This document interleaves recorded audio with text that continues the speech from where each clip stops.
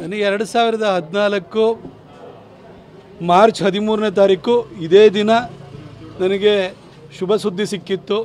ನಿನ್ನನ್ನು ಮೈಸೂರು ಮತ್ತು ಕೊಡಗಿನಿಂದ BJP ಅಭ್ಯರ್ಥಿಯಾಗಿ ಮಾಡ್ತಾಯಿದ್ದೀವಿ ಅಂತೇಳಿ ಘೋಷಣೆ ಮಾಡಿದರು. ಇವತ್ತು ನನಗೆ ವಿಶೇಷವಾದ ದಿನ. ಇದೇ ದಿನ 10 ವರ್ಷಗಳ ಹಿಂದೆ ನನ್ನ ಟಿಕೆಟ್ ಘೋಷಣೆ ಆಗಿತ್ತು.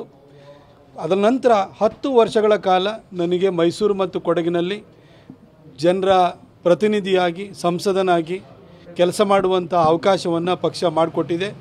ವಿಶೇಷವಾಗಿ ನರೇಂದ್ರ ಮೋದಿಜಿಯವರು ನಮ್ಮ ಹೆಮ್ಮೆಯ ಪ್ರಧಾನಿ. ಅವತ್ತು ಅವರೂ ಕೂಡ ಪ್ರಧಾನಿ ಅಭ್ಯರ್ಥಿಯಾಗಿದ್ದರು. ಅದೇ ಸಂದರ್ಭದಲ್ಲಿ ನನಗೂ ಅವಕಾಶವನ್ನು ಮಾಡಿಕೊಟ್ರು. ಮೋದಿಜಿಯವರು ಯಾವ ದಿನ ಪಾರ್ಲಿಮೆಂಟಿಗೆ ಕಾಲಿಟ್ಟರು ಅದೇ ದಿನ ನಾನೂ ಕೂಡ ಪಾರ್ಲಿಮೆಂಟಿಗೆ ಕಾಲಿಡುವಂಥ ಒಂದು ಅವಕಾಶವನ್ನು ನಮ್ಮ ಪ್ರಧಾನಿ ಮೋದಿಜಿಯವರು ಮಾಡಿಕೊಟ್ರು. 10 ವರ್ಷಗಳ ಕಾಲ ನನಗೆ ಈ ಅವಕಾಶವನ್ನು ಮಾಡಿಕೊಟ್ಟಿದ್ದಾರೆ. ಅವರಿಗೆ ನಾನು ಕೊಡಗು ಮತ್ತು ಮೈಸೂರಿನ ಜನರ ಪರವಾಗಿ ನಾನು ಧನ್ಯವಾದವನ್ನು ಅರ್ಪಿಸ್ತೀನಿ. ವೈಯಕ್ತಿಕವಾಗಿ ನನ್ನ ಪೊಲಿಟಿಕಲ್ ಎಕ್ಸಿಸ್ಟೆನ್ಸ್ ಅಂತ ಏನಿದೆ, ನನ್ನ ರಾಜಕೀಯ ಅಸ್ತಿತ್ವ, ಇದು ಮೋದಿಜಿಯ ಹೊರತಾಗಿ ಏನೂ ಇಲ್ಲ. ಮೋದಿಜಿಯವರು ನನಗೆ ಕೊಟ್ಟಿರುವಂಥ ರಾಜಕೀಯ ಅಸ್ತಿತ್ವ ಇದು. ನಾನು ಮೋದಿಜಿಯವರಿಗೆ ನಾನು ಆಭಾರಿಯಾಗಿದ್ದೀನಿ. ನನಗಿಷ್ಟು ಅವಕಾಶವನ್ನು ಮಾಡಿಕೊಟ್ಟಿದ್ದಾರೆ. ನೀವು ಏನೇ ನಿರ್ಧಾರ ತೊಗೊಳ್ಳಿ, ಮೋದಿಜಿಯವರು ಟಿಕೆಟ್ ಕೊಟ್ಟರೂ ಕೆಲಸ ಮಾಡ್ತೀನಿ, ಕೊಡದೇ ಇದ್ರೂ ಕೂಡ ಕೆಲಸ ಮಾಡ್ತೀನಿ. ಕೊಡದೇ ಇದ್ರೂ ಪಕ್ಷದ ಕಾರ್ಯಕರ್ತನಾಗಿ ನಾನು ಕೊಡಗು ಮತ್ತು ಮೈಸೂರಿನ ಜನರ ಸೇವೆಯನ್ನು ಮಾಡ್ತೀನಿ, ಕೆಲಸವನ್ನು ಮಾಡ್ತೀನಿ. ಕೊಟ್ಟರೆ ಕೊಡಗು ಮೈಸೂರಿನ ಸಂಸದನಾಗಿ ಕೆಲಸವನ್ನು ಮಾಡ್ತೀನಿ.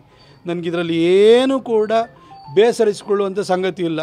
ನಾನು ನಿಮ್ಮ ಥರನೇ ಪತ್ರಕರ್ತನಾಗಿದ್ದೆ, ನಿಮ್ಮ ಥರನೇ ನಾನು ಹೇಳಿಕೆಗಳ ಬಗ್ಗೆ ವರದಿಯನ್ನು ಮಾಡ್ತಿದ್ದೆ ಪ್ರಾರಂಭದಲ್ಲಿ. ಅದಾದ ನಂತರ ನಾನು ಬರಹಗಾರನಾದೆ, ಅಂಕಣವನ್ನು ಬರೀತಿದ್ದೆ, ನ್ಯೂಸ್ ಎಡಿಟರಾಗಿ ಕೆಲಸವನ್ನು ಮಾಡಿದ್ದೆ. ಇಲ್ಲಾಂದರೆ ನಾನು ಕಚೇರಿ ಒಳಗಡೆ ಇರ್ತಾಯಿದ್ದೆ. ಇವತ್ತು ಇಷ್ಟೆಲ್ಲ ನನಗೆ ಅನುಭವ ಸಿಕ್ಕಿದ್ದು, ಇಷ್ಟೆಲ್ಲ ಒಳ್ಳೆ ಕೆಲಸ ಮಾಡಲಿಕ್ಕೆ ಅವಕಾಶವಾಗಿದ್ದು ಅದು ನಮ್ಮ ಪ್ರಧಾನಿ ನರೇಂದ್ರ ಮೋದಿಜಿಯವರಿಂದ.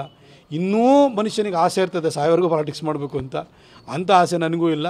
ಅವ್ರು ಎಷ್ಟು ಅವಕಾಶವನ್ನು ಕೊಟ್ಟಿದ್ದಾರೆ ಅಷ್ಟರಲ್ಲಿ ನನಗೆ ತೃಪ್ತಿ ಇದೆ.